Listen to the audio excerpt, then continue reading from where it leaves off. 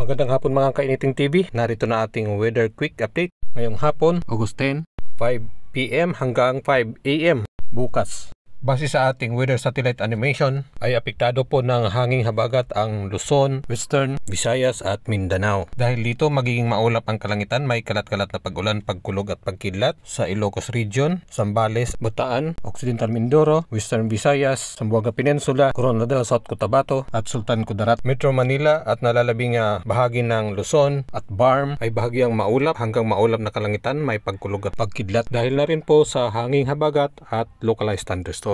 Para po sa natitirang bahagi ng bansa ay halos wala pong ulan, maliban lang po kung mayroon man, palandalian lang po. Ang sama ng panahon na si 91W ay nandyan pa rin sa ating northern boundary ng ating Philippine Area of Responsibility, hindi umaalis. Possible mamaya may localized thunderstorm sa Caraga Region at Davao Region.